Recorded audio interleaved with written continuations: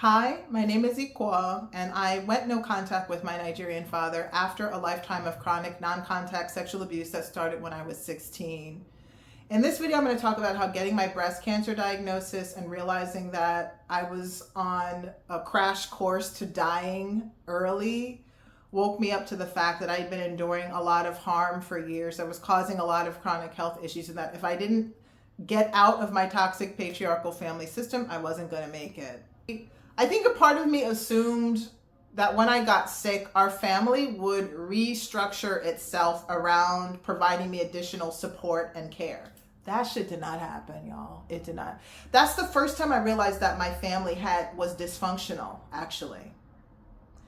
Because we had already lost our mom to cancer, and I had seen the kind of support my mom got. In hindsight, and even my mom told me this because she came to me in a dream. She said, your family is loving you the best they can. They can't love you more. They can't do more for you. They don't know how. They didn't even do it for me. She literally came to me in a dream and said that. So I had seen my mother receive support, but in hindsight, we had a large African immigrant community that people created like a circle of support for her to come sit with her at chemo. People created a meal train for her and stopped by and brought food to the house. Her co-workers at work contributed their sick days so that she could have more days off and be in treatment. So and I was 3,000 miles away at Stanford. I was not around when my mom was in treatment. I spent the summer before she died with her because I was off from school. But I actually wasn't boots on the ground to really see what was going on when she was in treatment. So what I was assuming had been happening in my family in terms of supporting her, I'm aware now she probably did not get that level of support because having already maybe rehearsed it for her, nothing at all changed in my family when I got sick. I mean, my sister, who's a physician, she patched in on the calls with the oncologist. I even found the oncologist through my eldest sister, who already was aware of the best surgical oncologist at Sloan Kettering and gave me her name. Both of them stopped by for a day when I had my lumpectomy. How was it for the whole year? Actually, well, my physician sister, she came one more day during my radiation, but that day was a nightmare. I'm not even gonna get into it. She held me hostage at Sloan Kettering while she sat on her laptop working for 4 hours after I was already done with radiation, and I was starving. But the sister who's closest in age to me, she never came. She said she was too triggered because of having lost our mom. So she never visited me once that year. My dad visited a couple nights with my baby bro, and he was a nightmare. He was an absolute nightmare. And we were doing these Sunday chat. We would do these family Zoom video calls on Sunday nights that we started during the pandemic when we couldn't visit each other. And so in my mind, I was like, oh my God, we're such a close-knit family. Everything's great. We talk. I was talking to them more than usual for years before I got the diagnosis. But I noticed the family didn't restructure. There was no additional care. There was no real emotional support provided. The Zoom calls, I was not on the agenda. Sometimes it was by choice because we had my nephews and niece on the phone and my baby bro, and I didn't want to trouble them and scare them by talking about cancer. But even when they weren't there, I was not featured on the agenda. I remember spending most of that year talking to my therapist, and she's like, what would it look like if you took back the mic? I was like, I don't know. They don't seem that interested in what I'm going through. So, and it kind of was solidified for me because my physician sister and her husband, they would usually rent a house in Martha's Vineyard over the summer, and we would go. And that was the last summer we really did that. And we had done it for a decade. I remember showing up to Martha's Vineyard and expecting maybe a greeting card, and because I had just finished radiation, every day for a month I had to go to radiation. And I showed up and I was so shocked because nobody even had a greeting card, we're so glad you're alive. Nothing. And they had, we have our favorite bakery that's almost around the corner from where the house is. And I was like, not even a brownie? And I remember my sister pointing to a half-eaten cheddar biscuit and being like, oh, you could have that. I was thinking to myself, that's it. And it was pivotal for me because it solidified, when I'm at my worst. This is the neediest I will ever be in life, and my family is not, there's nothing extra here. And that's when I started to understand, oh, I think we're in a toxic patriarchal family Because regardless of what's going on, it does not matter that I am in need of care. Everyone is fixated on how to support our father. Still, even when he came to my house with my baby bro, he was barking orders for me to make him food, and like I brought him tea. You didn't bring me spoon. Like the same ways he used to talk to me when I was a kid, he was doing that in my apartment. I had to text my sister, you need to come and get this man out of my house. So I was going to throw him out the window. You got to come and get him out of my house. And my sisters were texting me back in the text thread, oh, he doesn't know that you're sick. He can't tell. You have to tell. I'm like, he buried his wife. He doesn't understand what cancer is. So anyway, that was kind of the beginning of the unraveling for me when I started just deconstructing a lot of things. And part of that was the fact that I had been over-functioning and emotionally numb for so long that I actually didn't know the reality I was living in. I did not understand how my family was functioning. I did not understand that my father had been harming me this whole time. I did not understand that I was doing for myself and accepting basically scraps and low effort from my family. That's a great term, low effort. I learned that in one of the books I read that year. And essentially by December of that year, I went temporary no contact with my father in December of 2023. And it happened on another family video call where I was literally on the call. I had grabbed the mic like my therapist told me to do. And I was talking about how I just didn't feel like people had really shown up for me the way that I thought they should that year, friends, etc. Like I had a lot of friends still texting, asking me for help and to show up and go do things. I didn't even have any friends come visit me that year. That's a whole nother story. And in the middle of telling that story, my father interrupted me. He interrupted me to air his grievances. Can you imagine? In my cancer treatment year, my father interrupted to air his grievances.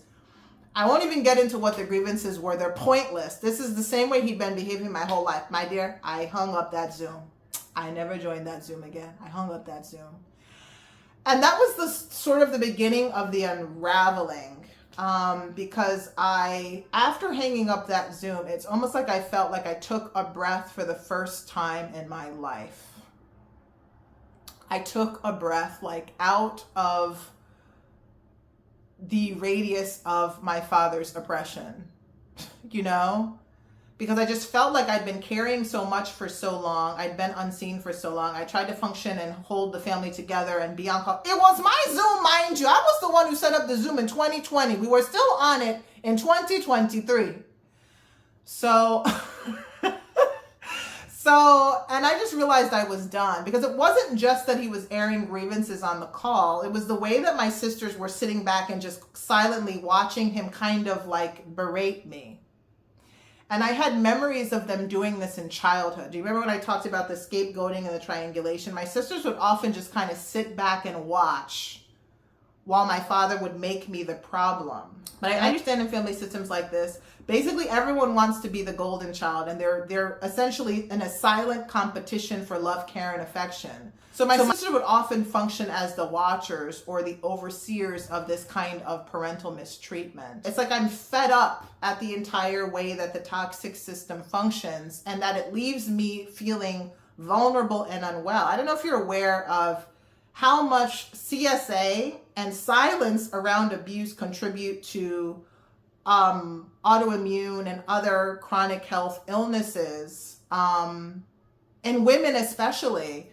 And I had it because I realized I had watched my mother die in our family system and sort of suffer in silence, and that I was watching that same thing happen to myself. Like it became obvious to me that we had all accustomed ourselves to a kind of low effort. I started to understand that my silence around what I'd been experiencing was actually part of the toxic dynamic.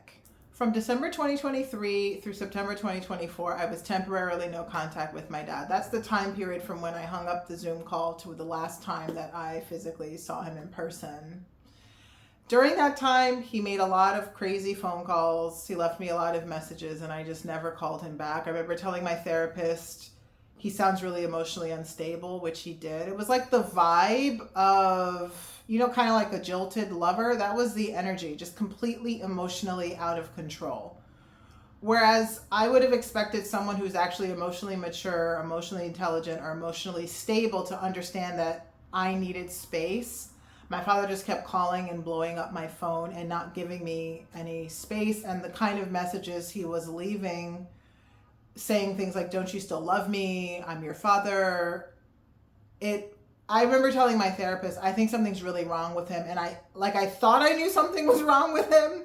But when he started making those phone calls, I said, whatever's wrong with him, I don't have the capacity to deal with. I need a medical degree or something to actually deal with this thing. He also called around the world. He called my aunts, he called cousins, he obviously called my sisters. And if you've ever heard that term, flying monkeys, he told people around the world, yes, that I was not talking to him. And I had people from around the world contacting me, asking me why I wasn't talking to my father, which is really bizarre when you think that when I was actually in cancer treatment, that entire year of 2023, my dad rarely called me. And even when he did, it was to make requests of my time, ask me to do things for him, asked to come stop by. And really when he wanted to come stop by and stay here, it was to save money on a hotel room because he was going to a wedding in the city. So his behavior was really inappropriate. And as I had taken my first pure breath outside of his parental oppression, I just continued enjoying the air that I was breathing that year for those 9 months. My sisters did call me from time to time. I never really joined the family Zoom again. Actually, there was one time I joined when it was the sister's closest in age to me, her birthday. I kind of texted to ask if my dad was on the Zoom that day. And he actually stopped coming to the Zooms after I stopped going, which was weird to me because I said, we have all these family members. Why are you not going? He stopped going. So when I texted my sister to ask, is he on? She said, no, I actually joined the family Zoom and my sisters were on that day. And I remember my therapist asking, were they excited to see you because you hadn't been on for months? Absolutely not. No reaction to me joining whatsoever. And so I was actually not so much talking to them either for those 9 months. Not really, I wasn't as upset as I was just kind of taking the space away from my toxic family to start to bring all of my emotions online and really focus inward on my healing journey. So September 2024 is the date of the last time that I saw my father. And it was at that time that I decided that I wanted to go permanently no contact with him. Because this video has already gone on long enough, I'll do a separate video to discuss what happened in September 2024 that made me decide to go permanently no contact with my Nigerian father after a lifetime of chronic non-contact sexual abuse. Stay tuned.